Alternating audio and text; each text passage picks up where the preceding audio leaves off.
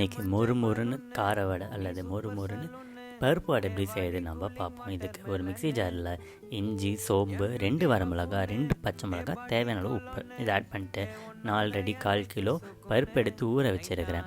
அதையும் இதில் கொஞ்சம் ஆட் பண்ணிவிட்டு ஒரு மிக்ஸி ஜாரில் இதை நம்ம குறைன்னு அரைச்சி எடுத்து வச்சுக்கலாம். அதே மாதிரி 1/4 கிலோ பருப்பு ஊற வச்ச பருப்பையும் இதில் கொஞ்சம் கொஞ்சமாக மிக்சியில் அரைச்சி இந்த மாதிரி கொஞ்சம் குறைன்னு அரைச்சி எடுத்து வச்சுக்கலாம். நைஸாக அரைக்காதீங்க. ஒரு 2 ஸ்பூன் கசகசை ஆட் பண்ணிக்கலாம். 5 பல்லு பூண்டு எடுத்து அதையும் தட்டி இதில் ஆட் பண்ணிக்கிட்டு பெரிய வெங்காயம் எடுத்துருக்கு அதையும் நைஸாக சாப் பண்ணி அதையும் இதில் ஆட் பண்ணிட்டு கொஞ்சம் கருவேப்பிலையும் இதில் ஆட் பண்ணிக்கலாம். இதெல்லாம் ஆட் பண்ணதுக்கப்புறம் இது எல்லாத்தையும் நல்லா ஃபுல்லாக பருப்போடு மிக்ஸ் ஆகிற வரைக்கும் நல்லா மிக்ஸ் பண்ணிக்கலாம். இப்போ இது நமக்கு தேவையான அளவுக்கு சைஸுக்கு உருண்டை எடுத்துகிட்டு இந்த உருண்டையை நல்லா ஓரளவுக்கு ஃப்ளாட்டாக தட்டிட்டு நல்லா கொதிக்கிற ஆயில் கொதித்ததுக்கப்புறம் அதை ஸ்லோ பண்ணிவிட்டு மோர்னு வேக வச்சு எடுத்தோம்னா நமக்கு ஒரு அருமையான கடையில் செய்கிற மாதிரி